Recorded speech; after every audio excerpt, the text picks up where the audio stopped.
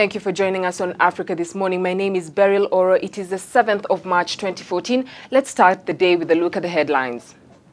We have to remember, of course, that the situation on the ground remains the same, remains tense, remains very dangerous. Ukraine, Russia and Crimea. MPs in the southern Ukrainian region of Crimea vote to formally become a part of the Russian Federation.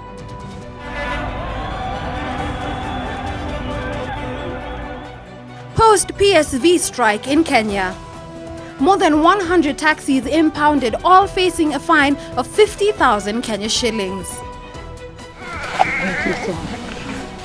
Gender-based innovation in rural Kenya. A group of women embark on a mission to make reusable sanitary towels for the needy schoolgirls. Matatu and taxi operators in Kenya whose vehicles were impounded during yesterday's strike will have to register afresh. The vehicles were towed away after blocking several streets in the capital of Nairobi as their owners protested a decision by the county government to increase parking fees. The more than 100 taxis which were impounded for violating traffic laws during the Matatu strike yesterday are still parked at the KICC. Nairobi County Traffic Commander Edward Mwamburi said that drivers would be charged with obstruction, which attracts a fine of 50,000 shillings or up to a year in jail. The procedure is simple. They just need to report to the traffic Nairobi area. Then we'll identify who's the owner of which vehicle. From there, we have our records. If that vehicle was involved in breaking one of the traffic regulations, so we are probably going to charge them with that and any other law that is applicable. Those whose vehicles were impounded will have to go through a long process to get their vehicles back. And what will happen next is the registration numbers will be with the National Transport and Safety Authority. So they will have to go and clear with the National Transport and Safety Authority. For those who will be able to go through that, then they'll be getting a clearance from that side. Then they'll have to go down to City Hall Way, go clear if there are any other pending charges. Mwamburi says vehicles that will not have been claimed within 3 months will be auctioned by the county government. Mwamburi has appealed to motorists to exercise patience and fully cooperate with the police. Inspector General of Police David Kimayo ordered vehicles to be towed away after they blocked several roads in the Central Business District. Kimayo also directed the police to remove all number plates of the impounded vehicles and hand them over to the Ministry of Transport. Meanwhile, Matatu operators who blocked roads in Nairobi to protest increasing parking levies will be punished. Transport Cabinet Secretary Engineer Michael Kamau said that the vehicles involved in demonstrations will have their registration numbers withdrawn since no one is allowed to cause chaos under the pretext of seeking justice. Kamau's warning came as the National Transport and Safety Authority called for further discussions between the county government of Nairobi and the operators to find an amicable way of addressing the problem.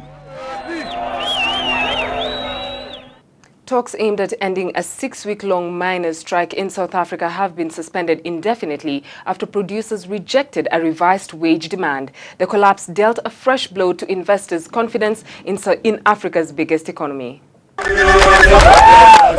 Wage talks between the world's top platinum producers and South Africa's Association of Mine Workers and Construction Workers Union, the AMCU, collapsed on Wednesday, dashing hopes for an early end to a crippling 6-week strike. The stoppage in a sector still raw from a series of violent strikes in 2012 has hit over 40% of global production of the precious metal used for immersion caping catalytic converters in automobiles. Employees have lost over 3 billion rand and counting in earnings lost to the strike, while the cost to the companies so far is 7 billion rand in revenue, according to a timeline updated almost every second on the Chamber of Mines website. Both the AMCU and company sources have said that many of the striking workers who hail from the rural areas in East Cape Town province, hundreds of kilometers from the platinum mines, have returned home to wait for the stoppage. The AMCU officials were not immediately available for comment. Ahead of the 20th anniversary of the genocide in Rwanda, the process of reconciliation is still ongoing. Organizations have taken a leading role in advocating for and promoting reconciliation efforts in the country.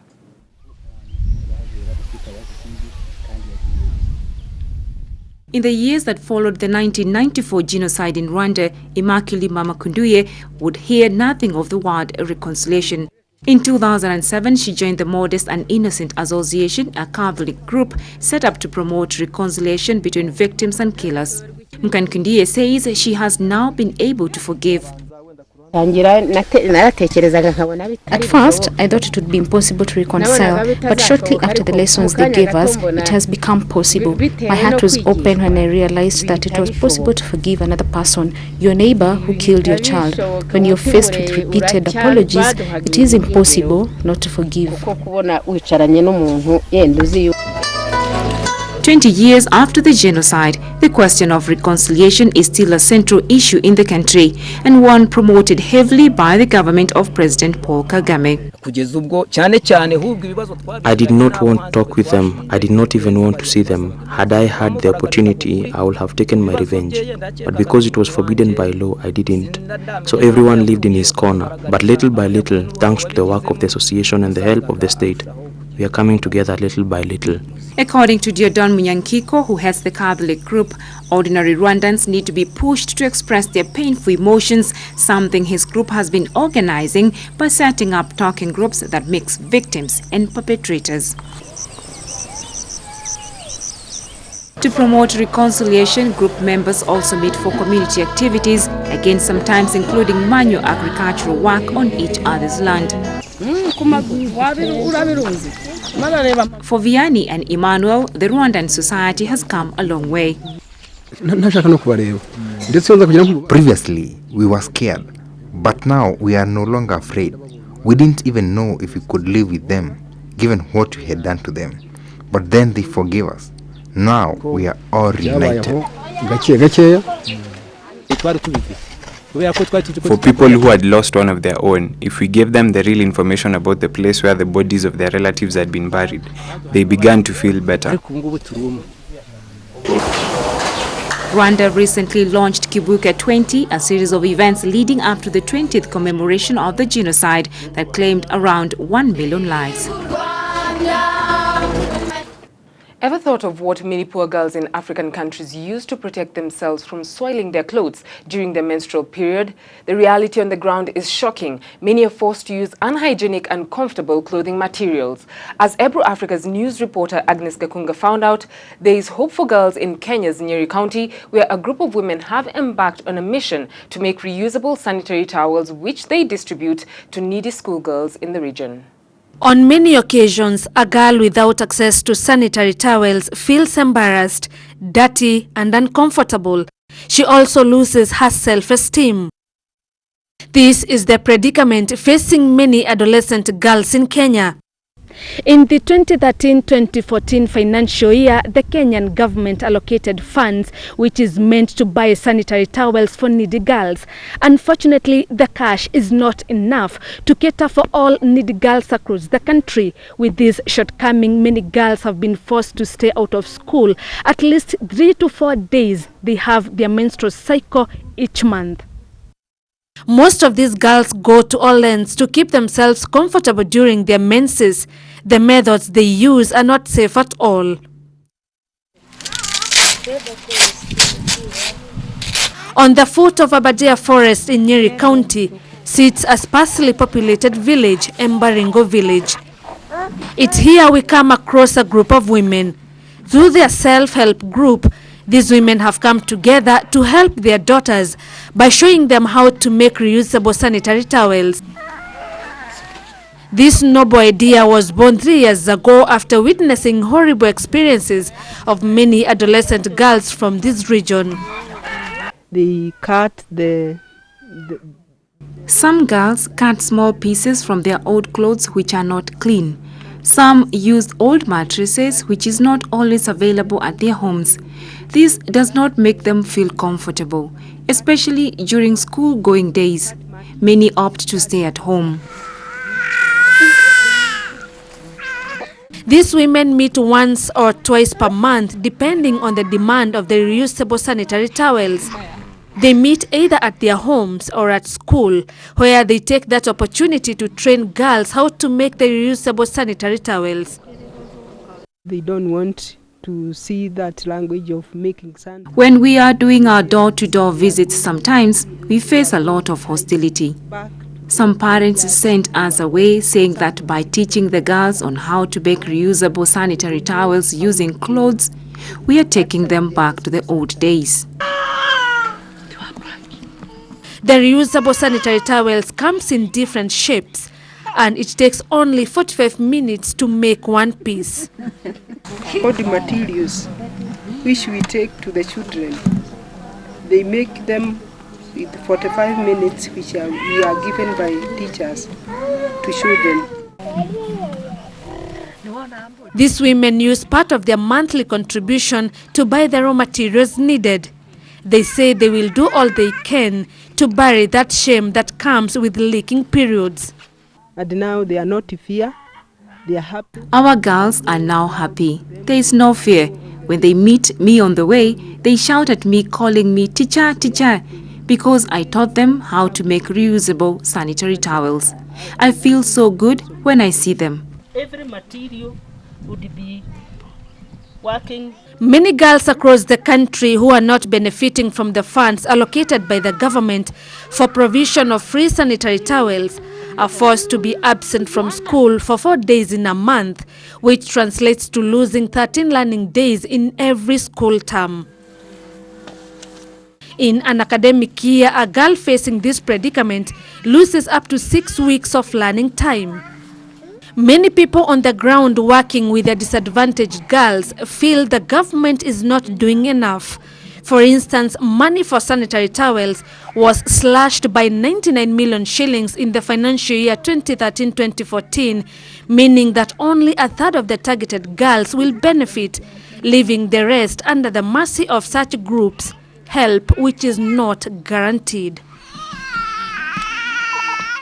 It is such initiatives that make a huge difference by taking the girl child back to class, especially those that come from financially challenged families who cannot afford the much needed sanitary towels every month they have their menstrual cycle.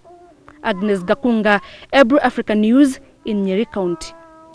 The Libyan government says former leader Colonel Muammar Gaddafi's son Saadi has been extradited from Niger and is now in custody in Tripoli.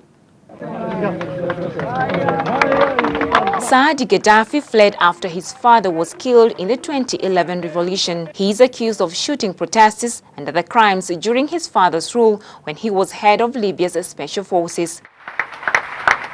Niger had previously refused the Libyan request to extradite him, with the justice minister saying he was certain to face the death penalty. In 2012, Interpol issued a red notice obliging member countries to arrest him. Saadi Gaddafi had reportedly resided in a state guest house in Niger's capital Niamey after fleeing across the Sahara Desert.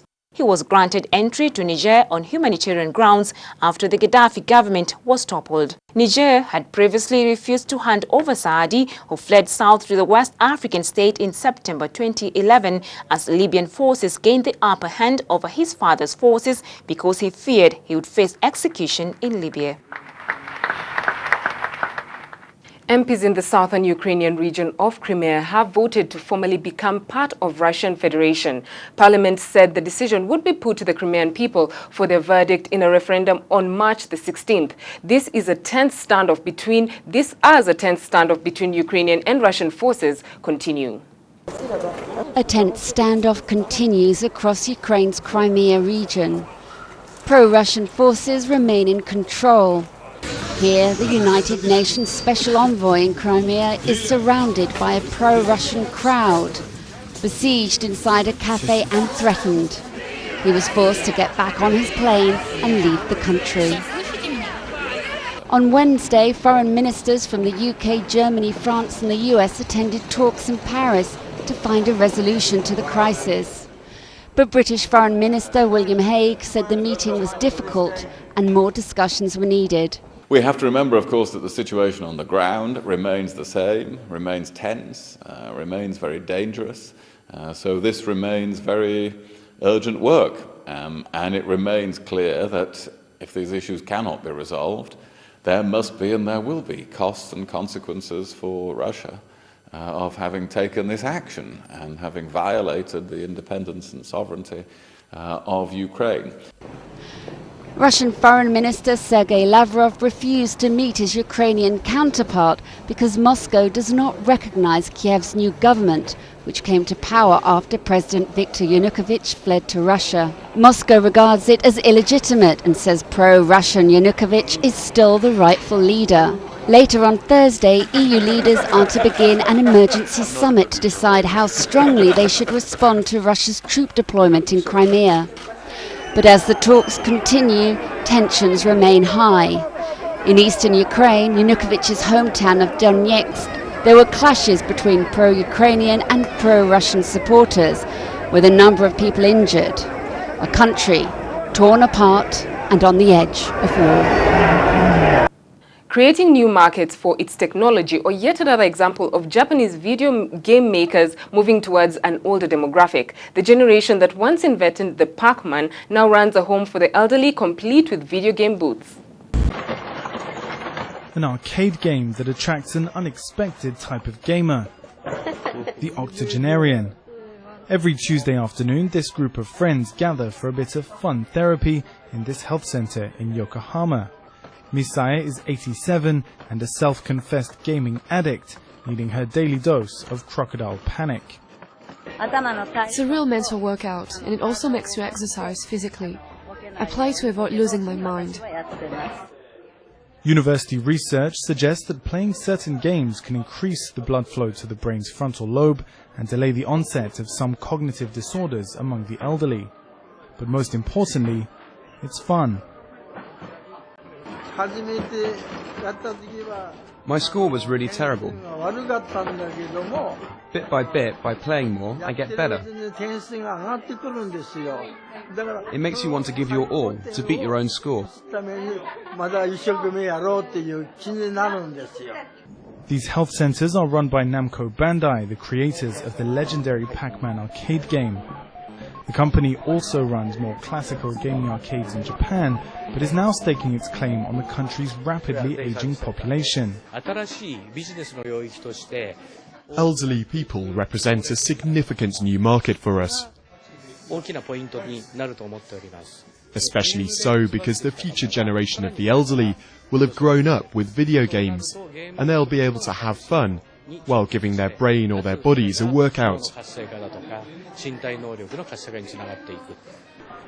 Another giant of the gaming world, Nintendo, who created the Wii Fit, surprised the industry last January when they announced the move towards the health sector. It's not surprising that video game makers are turning to this growing market. By 2055, almost half of the population of Japan will be over 65. An ancient soccer tradition involving hundreds of players, with the game taking place for over 2 days, has come to life in the English countryside. Here is more on that story. Thousands of people flock every year to a soccer game in north-central England that's not for the faint of heart. That's because hundreds of people actually participate in the Shrovetide soccer game, which takes place in the Derbyshire town of Ashburn. Despite its name, the game resembles more of a huge disorganized rugby match. Shops are boarded up ahead of the chaotic event, which has been played for more than 300 years. Well, it's just a great tradition, isn't it? You know, something you've got to keep going. The whole town comes together. Yeah, it's good. The games are played over 2 days, Shrove Tuesday and Ash Wednesday. Players are divided into 2 teams, depending on which side of the River Henmore they were born. Those born to the north are the Uppards. They try to get the ball to the old Sturston Mill. Those born to the south are the Downards, who try to score at the old Clifton Mill. Upwards and the Downards, and there's goals 3 miles apart, and hopefully it'll go the right way and go down to Clifton. That's right, the goals are 3 miles apart, which is another reason the game is known as the longest, oldest, largest, and maddest soccer game in the world. Some players even jump into the River Henmore. This year, the Uppards won the game. Word is the Downards are gearing up already for next year. And on that note, we come to the end of the bulletin here on Africa This Morning. Join us shortly as we take a look at the leading stories on the social media platform in our segment on Trend.